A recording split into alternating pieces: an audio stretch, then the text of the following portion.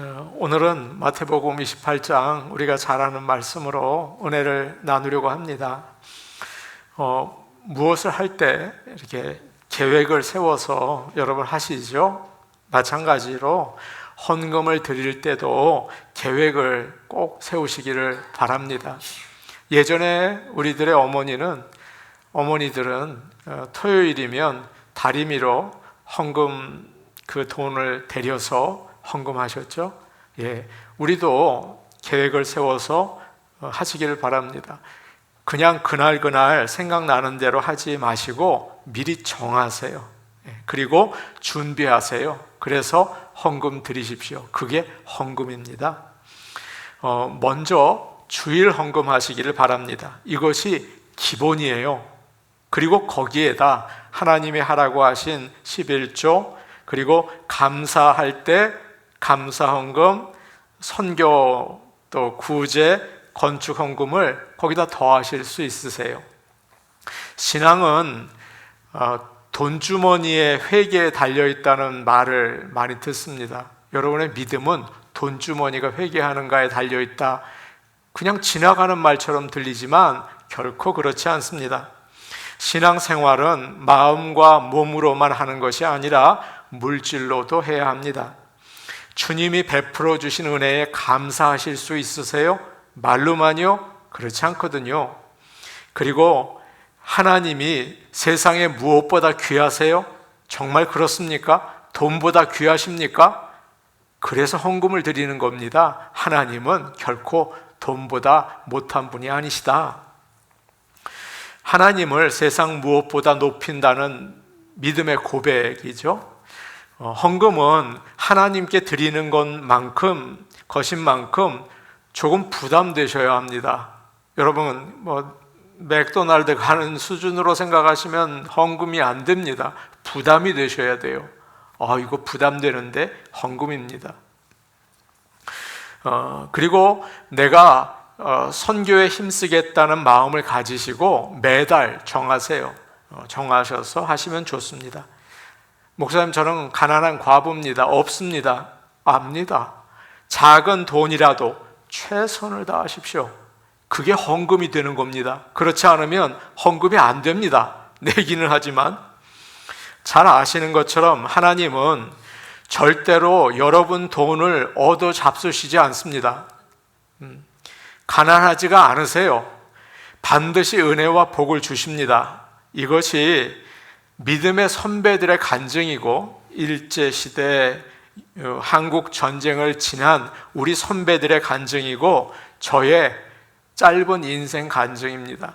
두려워 마시고 주님께 정성을 다해 헌금하시기를 바랍니다. 2023년도 우리 교회 표어를 찾도록 찾으시는 주님의 마음을 품자라고 정했습니다. 그리고 오늘은 또 선교 주일로 지키고 있죠. 오늘 말씀에서 부활하신 그리스도께서 갈릴리에서 제자들을 만나서 마지막으로 말씀하십니다. 그래서 마태복음에서 마지막 말씀이죠. 사람들은 이 말씀을 가리켜서 지상명령, 그리고 The Great Commission, 위대한 사명이라고 불러요. 사람이 세상을 떠날 때 마지막으로 하는 말이 특별하죠. 그래서 사랑하는 사람들은 그 말을 잊지 않습니다. 자식들은 그 말씀을 꼭 가지고 있죠. 오늘 우리가 읽은 말씀은 마태복음의 마지막 말씀인데요. 예수님이 돌아가시기 전에 하신 말씀이 아니에요. 이때는 벌써 예수님이 죽으셨다가 다시 살아나셨죠. 그런데 하늘로 승천하시기 전에 하신 말씀이거든요. 그래서 마치 유언과 같은 말씀이에요. 우리 교회가, 여러분과 제가 새겨 듣고 그 말씀을 따라 살기를 원합니다. 아멘. 오늘 말씀에서 주님은 교회가 이 땅에 있는 중요한 목적이 무엇인지를 가르쳐 주고 계십니다. 교회가 이 땅에 있는 이유가 뭡니까? 좋은 나무 교회가 이 라미라다에 있는 이유가 뭡니까? 그것을 이야기해 주고 있습니다. 주일 아침에 내가 좋은 시간을 좀 보내라는 겁니까? 아이들이 있는 집에서는 아이들 좀 즐겁게 해주기 위한 것입니까? 큰 교회들 건물 아름답더라고요. 아름다운 건물을 지으라는 겁니까? 오늘 말씀에서 예수님은 교회는 세상 모든 사람들을 구원하고 하나님을 기쁘시게 하기 위해서 서 있다. 그것을 저와 여러분에게 가르쳐 주고 계세요. 그러나 많은 사람들은 오늘 말씀을 사명이라고 생각하지 않습니다. 그리고 이것을 안다고 해도 감당하려고 하지도 않아요.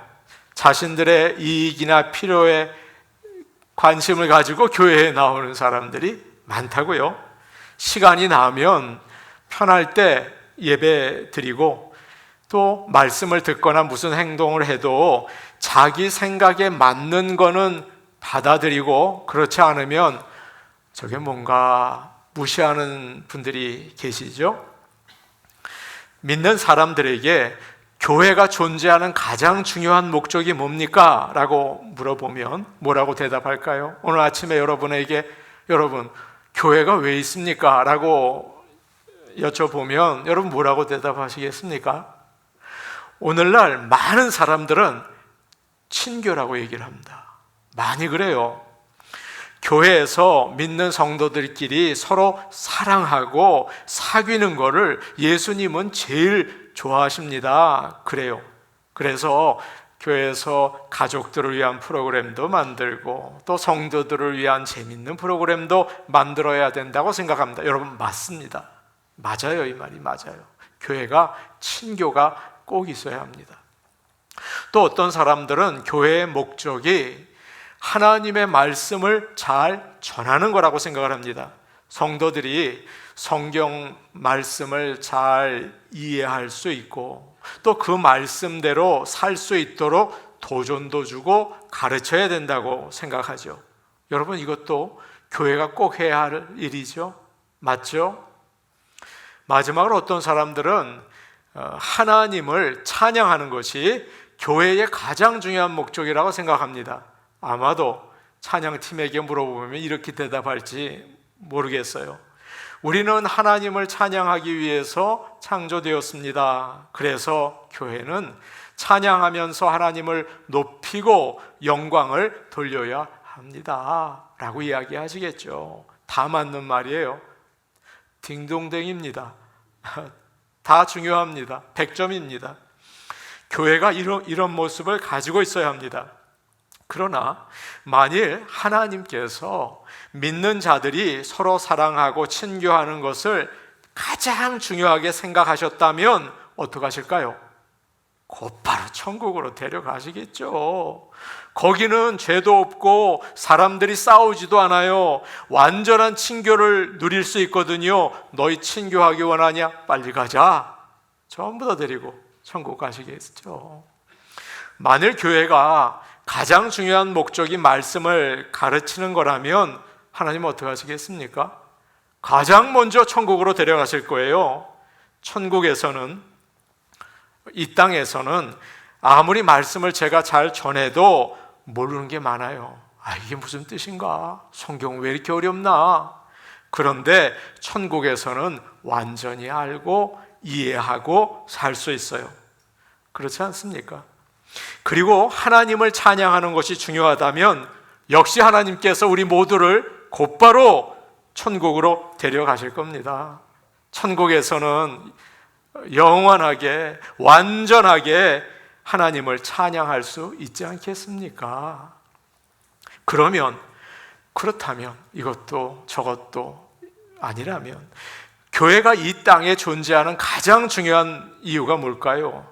주님은 왜 교회를 이 땅에 남겨두신 겁니까? 그 이유가 한 가지 있습니다. 그것은 잃어버린 자를 찾아서 구원하시기 위해서입니다. 교회가 그게 아주 중요한 일이에요. 예수님이 이 땅에 오신 이유와 똑같습니다. 하나님은 죄인들이 예수 그리스도를 믿고 하나님께 나오기를 원하세요. 죄인들이 구원을 받고 영생을 얻을 때 하나님은 가장 기뻐하세요. 그리고 가장 큰 영광을 받으세요. 교회의 위대한 사명은 사람들을 예수 그리스도에게로 인도하는 것입니다. 우리 교회가 그런 가장 위대한 사명을 감당하는, 이 땅에 있는 존재의 목적을 이루는 교회가 되기를 축복합니다. 아멘.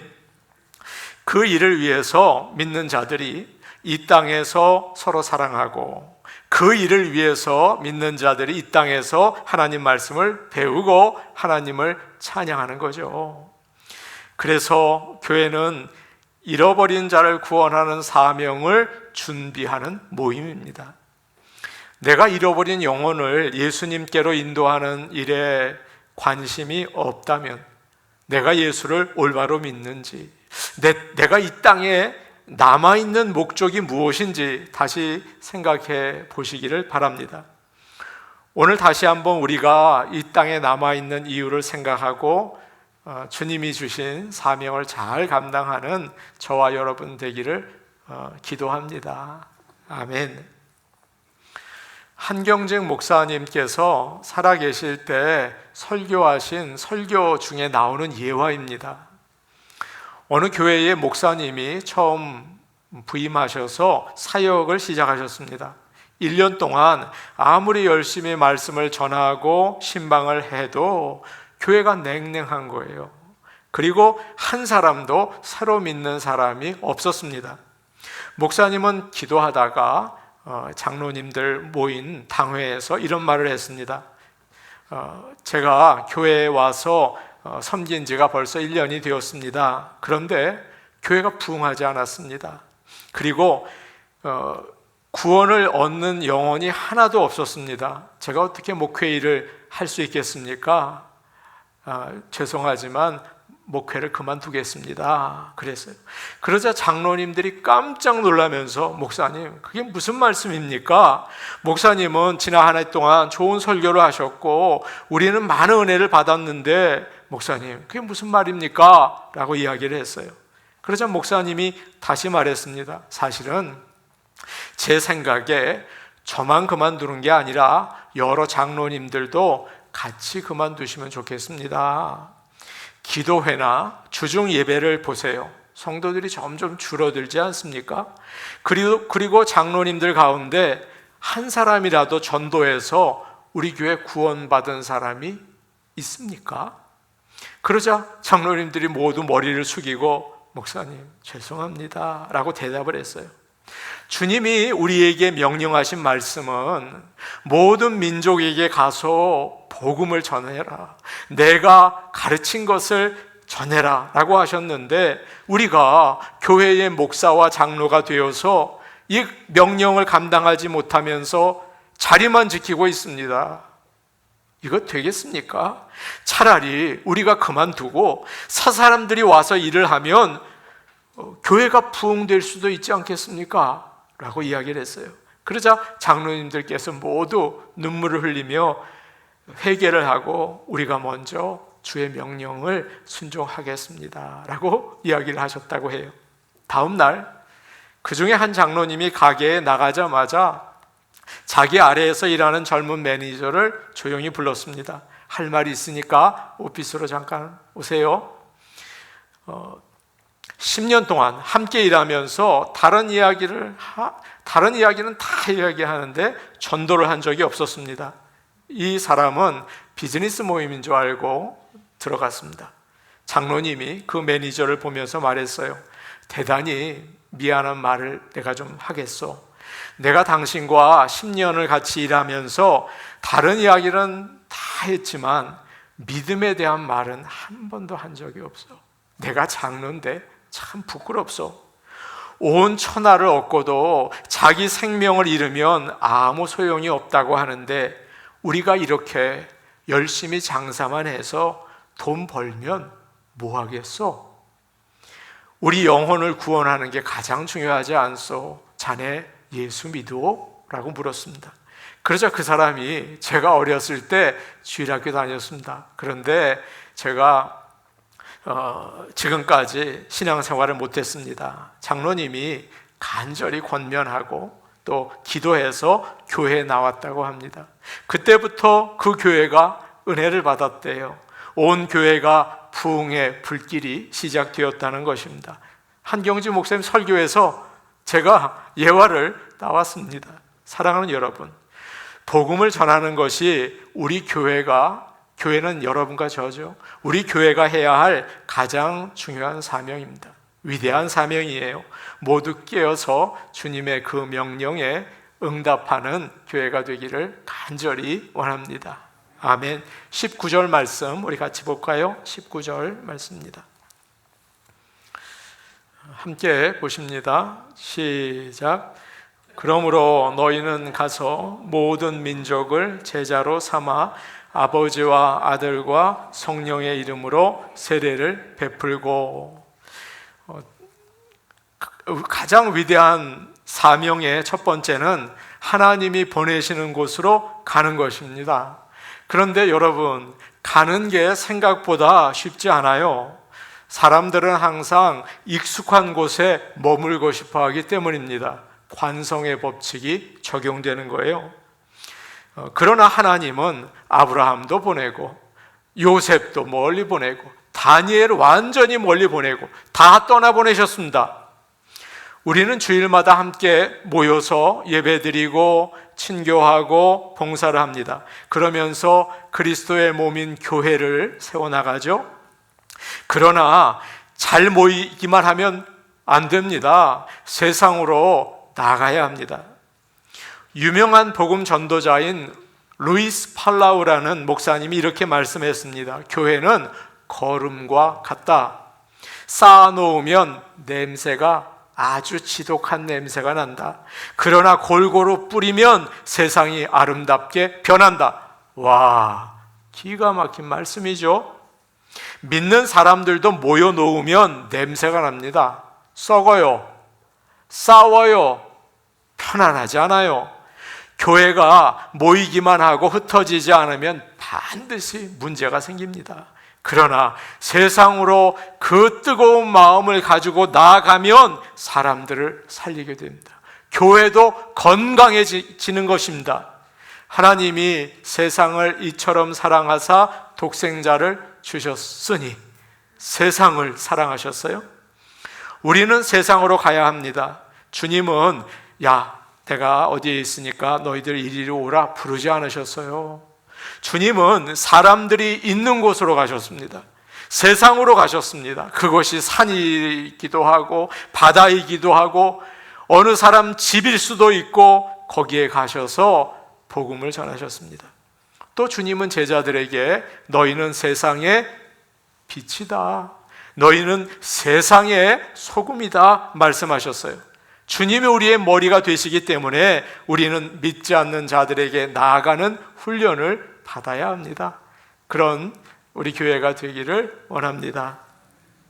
예전에 교회에서 목장을 바꾼 적이 있습니다.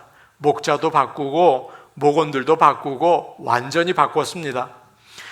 그 이유는 모든 교인들이 서로 알고 가까워지기를 원했기 때문이에요. 잘 모르거든요. 교인인데도 멀어요. 그래서 바꿨습니다. 그런데 난리가 났습니다. 이산 가족 헤어져서 난리 나는 줄 알았습니다. 눈물을 흘리면서 이제 가면 언제 오나 안 떨어지겠다고 그랬습니다. 그러나 여러분, 제가 그것을 보면서 이런 작은 일부터 훈련받아야 한다는 생각을 했어요. 그래야 세상에 나가서 예수님을 전할 수 있는 것이죠. 예수님이 가라고 하시는 곳은 대부분 우리가 별로 가고 싶지 않은 곳입니다. 그렇기 때문에 우리가 갈 때는 내 수준을 낮추고 나의 자존심을 버리고 불편하고 낯설고 힘든 곳으로 나가야 합니다. 그런 마음으로 갈 때 모든 것이 감사하고 모든 것이 은혜가 넘치는 것을 여러분 꼭 기억하시기를 바랍니다. 존 스토트 목사님이 전도하지 않는 죄라는 책을 썼습니다. 예수 그리스도를 모르고 죽어가는 이웃들에게 복음을 전하지 않으면 죄다 라고 하신 거죠. 여러분 그렇게 생각해 보신 적이 있으세요? 그런데 거기서 토끼굴 크리스천이라는 말을 하세요. 아침에 눈을 뜬 토끼가 세수를 하고 아침밥을 먹어야 하는데 굴 밖에 나가면 늑대가 있을 텐데 어떡하나, 사자나 곰이 있으면 어떻게 하나 걱정을 합니다. 그래도 나가야지, 먹어야 되니까. 그래서 굴 밖에 조심스럽게 나갔어요. 아무도 없습니다. 얼른 뛰어나와서 물가에 가서 빨리 세수를 하고 또 밭에 가서 얼른 당근 몇 개 뽑아서 빨리 굴 속으로 들어왔습니다. 그리고 기도를 합니다. 하나님, 오늘도 먹을 거 주시고 또 무사히 지켜주셔서 감사합니다 라고 했어요. 오늘날 크리스천들이 바로 이 토끼와 같다는 것입니다. 복음을 전하려면 믿지 않는 사람들도 알고 그들과도 좀 가까이 지내야 하는데 아예 피하죠. 직장에서도 믿는 사람 자꾸만 만나고 믿지 않는 사람은 멀리하고 일 끝나면 얼른 집에 옵니다. 교회에 가서 집사님, 권사님, 장로님들과 같이 성경 공부를 합니다. 믿는 사람들끼리만 있어요. 여러분 한번 둘러보세요. 여러분 믿지 않는 사람과 알고 지내고 계십니까? 그런데 기도할 때는 그 피해 다니는 믿지 않는 사람들을 위해서 기도합니다. 하나님, 저들을 구원해 주옵소서라고 한다는 거죠. 또 비밀 크리스천이라는 말이 있습니다. 비밀 경찰은 보통 사람들처럼 사복을 입고 다니는 경찰을 말해요. 그러니까 경찰이지만 사람들이 모르는 거죠. 그런 크리스천이 있다는 것입니다. 이들은 믿지 않는 사람들과 잘 지냅니다. 말하고 행동하는 걸 보면 믿는지 믿지 않는지 전혀 알 수 없어요. 그리고 자기가 예수를 믿는다는 말을 전혀 하지 않습니다. 그리고 주일만 되면 교회에 오는 거죠. 그리고 믿지 않는 자들을 위해서 기도하는 거예요. 오늘날 크리스천들이 그와 같다는 것입니다. 여러분과 저는 어떻습니까? 혹시 이 토끼와 또 비밀 경찰과 같은 그런 신앙생활을 하고 있지는 않습니까? 사업을 잘하는 사장님이 계셨습니다. 그분이 아들이 교통사고로 죽으면서 갑자기 예수를 믿게 되었습니다. 하루는 목사님에게 부탁이 있습니다. 제가 일하는 회사에 오셔서 한 달에 한 번 예배를 인도해 주세요. 직원들에게 제가 믿는 예수를 전하고 싶습니다. 첫 예배를 드리는 날 목사님을 모시고 직원들이 전부 다 강당에 모였습니다.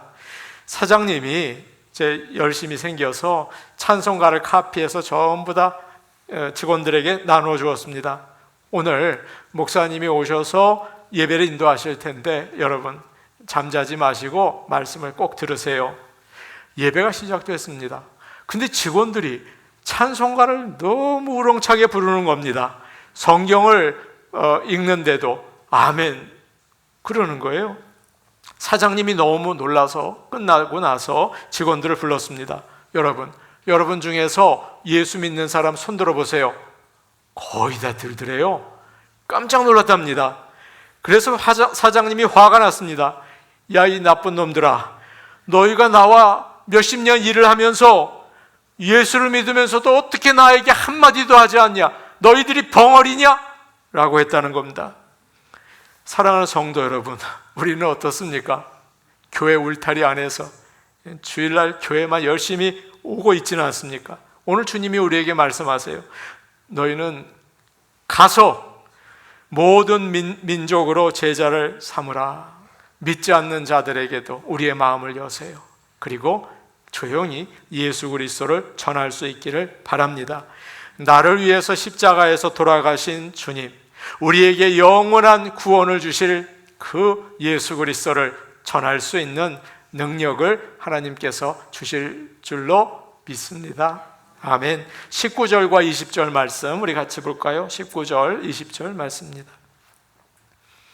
같이 보십니다. 시작. 그러므로 너희는 가서 모든 민족을 제자로 삼아 아버지와 아들과 성령의 이름으로 세례를 베풀고 내가 너희에게 분부한 모든 것을 가르쳐 지키게 하라. 볼지어다 내가 세상 끝날까지 너희와 항상 함께 있으리라 하시니라. 아멘. 19절과 20절에는 동사가 굉장히 많이 나옵니다. 너희는 가서 제자를 삼아 세례를 베풀고 가르쳐 지키게 하라. 그러나 원문을 보면 여러분 놀라실 거요. 동사는 딱 하나입니다. 제자로 삼아, 요것만 동사예요. 그리고 동사처럼 보이는, 제가 말씀드린 모든 동사처럼 보이는 것들은 분사입니다. 그러니까 너희는 가면서 아버지와 아들과 성령의 이름으로 세례를 베풀면서 내가 너희에게 분부한 모든 것을 가르쳐 지키게 하면서 제자를 삼으라. 그게 주동사입니다. 예수님이 우리에게 주신 위대한 명령의 핵심이 뭡니까? 제자로 삼는 겁니다. 주님은 이 땅에서 사역하실 때 많은 무리보다 적은 수의 제자에게 모든 시간과 에너지를 쏟아 부으셨어요. 물론 많은 사람들에게 설교하셨죠. 그러나 제자들을 따로 불러서 설명해 주시고 이 말씀을 어떻게 적용하는지 가르쳐 주셨어요. 주님과 같이 위대하신 분이 적은 수의 사람들에게 집중하셨어요. 여러분 놀랍지 않습니까? 예수님의 관심은 오직 하나였어요. 나의 제자인가? 놀랍게도 여러분 성경에서 그리스도인이라는 말은 3번밖에 나오지 않습니다. 제자라는 말은 269번 나온대요. 제가 세지는 않았어요. 자료가 그렇게 얘기하고 있어요. 그러니까 제자를 삼으라는 명령은 해도 되고 안 해도 되는 선택이 아닌 겁니다. 반드시 해야 되는 일인 거죠. 제자는 잠시 몰려왔다가 떠나는 무리와 다릅니다. 오병이어의 기적을 행한 다음에 예수님께 나오는 사람들이 부쩍 많아진 겁니다. 당시에 로마가 다스리고 있는 이스라엘에는 가난한 사람들이 태반이었습니다. 겨우 먹고 사는 거예요. 그런데 예수님께 나왔더니 충분히 먹고 남게 해준 거예요. 그래서 배부르게 먹어야겠다, 예수님께 나와야겠다. 여러분 그러고 나오신 분은 계십니까? 무리는 이익을 얻으려고 예수님을 따라다니는 사람들입니다. 자기에게 손해가 되면 언제든지 떠날 수 있는 거죠. 그러나 제자는 다른 거예요. 마태복음 7장 21절 여러분 들으십시오. 나더러 주여 주여 하는 자마다 다 천국에 들어가는 것이 아니요 다만 하늘에 계신 내 아버지의 뜻대로 행하는 자라야 들어가리라. 제자는 주여 주여 립 서비스 하는 사람이 아닙니다. 내 아버지의 뜻대로 행하는 자인 것을 여러분 아시기를 축복합니다. 아멘. 제자 삼으라는 말은 영어로 make disciples라고 되어 있습니다. 제자를 만드는 일입니다. 구원은 거듭나는 거예요. 그냥 태어나는 겁니다. 여러분의 노력과 아무 상관이 없습니다. 그러나 제자는 만들어지는 것입니다. 누군가 시간과 정성과 기도를 쏟아 부어서 만드는 게 제자입니다. 오늘날 우리는 너무 빠른 시대를 살고 있습니다. 그래서 인터넷이 조금만 늦어도 전화합니다. 내가 끊겠다, 다른 컴퍼니를 이용하겠다, 그래요. 교육도 그럽니다. 요즘 보니까 2주 만에 신구약 관통 통독, 속성신학교 빠른 시간에 목사님 만들어 드립니다. 하나님 사람을 이렇게 만들어낸다는 거예요. 여러분 제자가 그렇게 물건 찍어내는 것처럼 만들어내는 건 줄 아십니까? 한 사람 한 사람 오랜 시간 눈물과 아픔과 기도가 어울려서 하나 만들어내는 겁니다. 어떤 사람이 빌리 그레이엄 목사님에게 질문을 했습니다. 목사님 막 돌아다니면서 부흥회하시죠? 만일 목사님이 한 교회에서 목회하신다면 어떻게 전도하시겠어요? 어려우실 거예요? 라고 물어봤습니다. 목사님 대답하셨습니다. 저는 먼저 8명, 10명, 많으면 12명 정도 작은 그룹을 만들 겁니다. 일주일에 몇 시간씩 모여서 함께 보낼 겁니다. 모두들 시간과 열심을 내야겠죠. 그들과 몇 년 동안 함께 말씀을 나눌 겁니다. 주님이 하신 것처럼 말이에요. 좋은 제자들 될 겁니다. 그리고 그들이 다시 믿지 않는 자들에게 나아가서 가르치면서 제자를 만들어낼 것입니다 라고 대답을 하셨대요. 이것이 주님의 마지막 명령입니다. 많은 사람들이 예수님을 따랐습니다. 그러나 그들은 예수님을 빵을 주시는 분, 병 고쳐주시는 분으로 알았습니다. 우르르 왔다가 다 갔습니다. 나중에는 마음에 안 드니까 예수님을 십자가에 못 박으라고 난리를 쳤습니다. 주님은 그런 사람들을 부르는 게 아닙니다. 제자가 필요합니다. 우리는 예수님을 믿는다는 말을 많이 합니다. 주여 주여 합니다. 그러나 주님은 나를 따르라는 말을 많이 하셨습니다. 진정으로 예수님을 믿는다면 따르는 사람들이 되시기를 이 주일 아침 간절히 부탁드립니다. 따르지 않고 믿는 것은 거짓말입니다. 예수님을 따르려면 대가를 지불해야 합니다. 초대교회 믿는 사람들은 핍박을 받으면서 복음을 전하면서 재산을 팔아서 가난한 자들에게 내어놓고 죽음까지 당했습니다. 예수님을 따랐습니다. 제자는 반드시 손해를 각오해야 합니다. 그 길은 좁은 길입니다. 누구든지 자기 십자가를 지고 나를 따르지 않는 자도 능히 내 제자가 되지 못하리라. 2차 세계대전 때 나치에 대항을 하다가 잡혀서 돌아가신 본웨퍼 목사님이 계십니다. 그의 책에서 독일 교회를 싸잡아서 비판을 하셨습니다. 기독교를 값싼 은혜의 종교로 만들었다는 것입니다. 회개도 없고 순종도 없고 십자가도 없고 뼈를 깎는 훈련도 없고 예수 그리스도가 통째로 없는 은혜, 값싼 은혜라는 것입니다.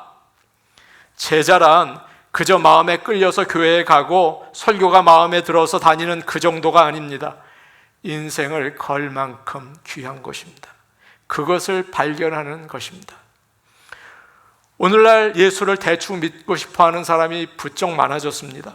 조용히 다닐 테니 귀찮게 하지 말라는 것입니다. 그저 무리의 한 사람으로 남고 싶다는 것입니다. 제자로 산다는 것은 도전이고 불편한 일입니다. 그저 제자 훈련 프로그램을 통과할 뿐입니다. 사랑하는 여러분, 저와 여러분이 다시 시작해야 합니다. 먼저 목사부터 장로, 권사, 직분자부터 영적인 실력을 고민해 보아야 합니다. 그리고 모든 민족을 제자로 만들어낼 수 있는 교회가 되도록 애써 힘써야 합니다. 그러려면 내 자신을 내려놓고 대접받겠다는 생각도 내려놓고 교인들의 발부터 씻겨줘야 합니다. 온 마음과 힘을 다해 한 영혼 한 영혼을 가슴에 품어야 합니다. 오늘은 선교주일입니다. 예수님의 위대한 사명을 따라 세계 여러 곳에 제자 만드는 일을 위해서 목숨을 건 젊은 선교사들이 있습니다. 저와는 비교할 수도 없습니다. 로컬 목사님들과는 비교할 수도 없는 자들입니다.